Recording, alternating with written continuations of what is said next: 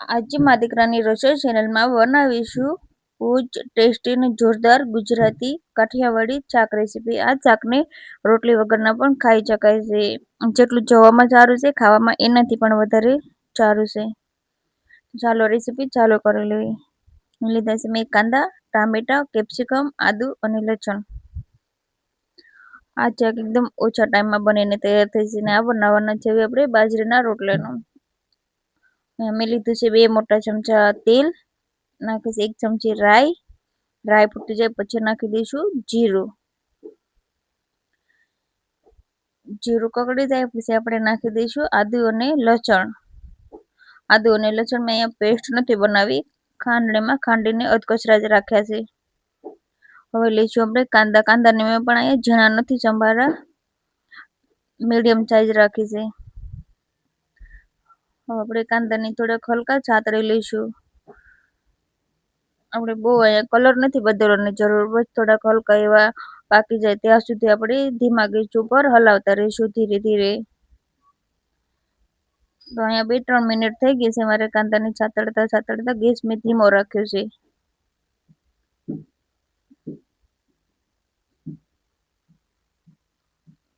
4-5 minute પછી આપણે નાખી દઈશું કેપ્સિકમ.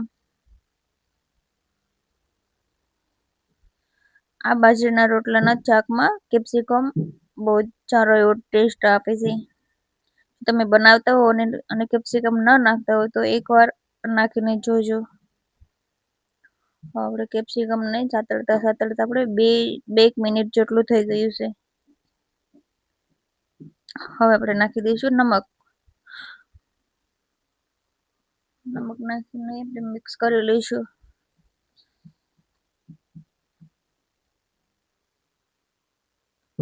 અહીંયા અમે ચીંગનો તેલ ખાવી છે એટલે ઉપર બબલ આવે છે, પણ ગેસ મારો ધીમો જ રાખેલો છે.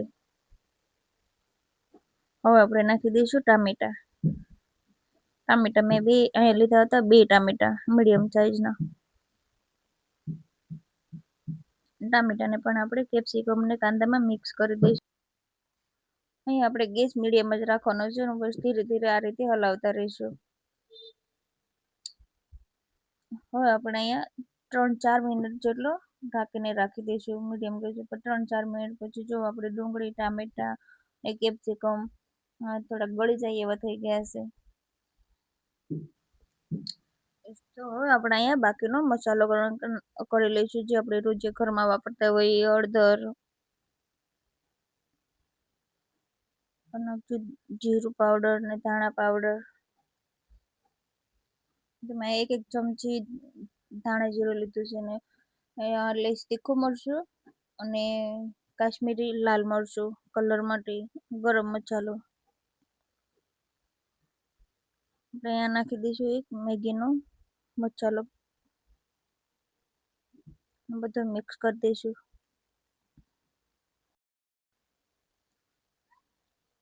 બધું મસાલો મિક્સ થઈ જાય ત્યાં સુધી આપણે ધીરે ધીરે હલાવતા રહીશું.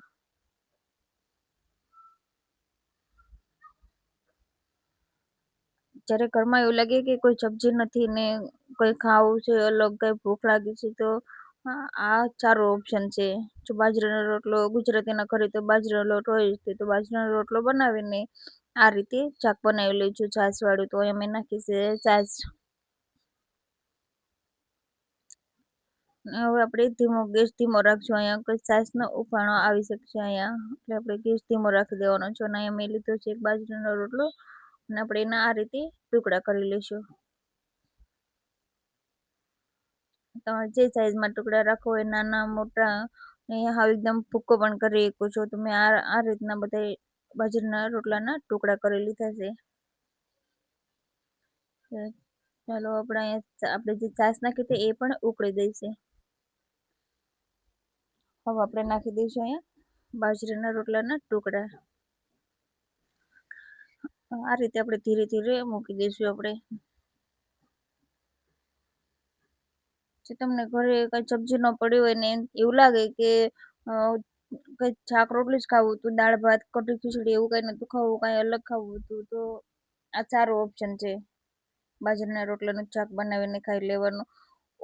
ઓછા મહેનતમાં ને ઓછા ટાઈમમાં બનીને તૈયાર થઈ જાય છે. આ બાજરાના રોટલાનું શાક મારા ઘરે મારા બાળકોને કઢી ખીચડી ને દાળ ભાત કરતાં પણ વધારે સારું લાગે છે, વધારે પસંદ કરે છે આ શાકને. આ શાક હું ટિફિનમાં બનાવીને પણ આપું છું. જો રાતનો રોટલો પડ્યો હોય ઠંડો તો એ વઘારીને આપી દઉં છું, અને નહીં તો હું સવારે ગરમ ગરમ રોટલો બનાવીને પણ વઘારીને ટિફિનમાં આપી દઉં છું.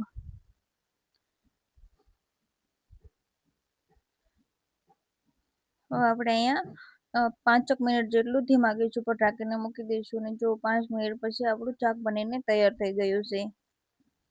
તો આપણે હલાવી લઈશું કે તળિયું છોટું નથી ને તળિયું છોટું નથી ને બહુ જ સારું એવું શાક બનીને તૈયાર થઈ ગયું છે.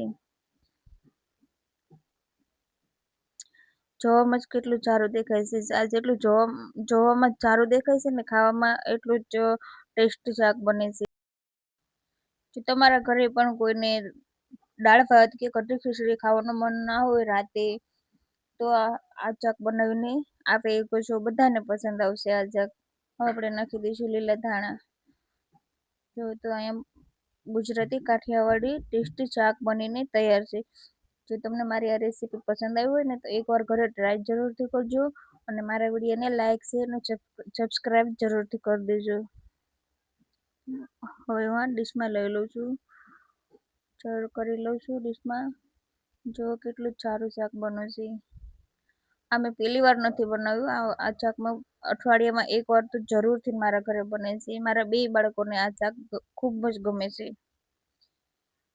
જો તમને પસંદ આવ્યું હોય તો આ રીતે આ રેસીપીને એકવાર ટ્રાય અમારા મા દીકરાના વિડીયોને લાઇક શેર સબસ્ક્રાઈબ કરવાનું ભૂલતા નહીં. જય માતાજી, ધન્યવાદ, બધાનો ખૂબ ખૂબ આભાર.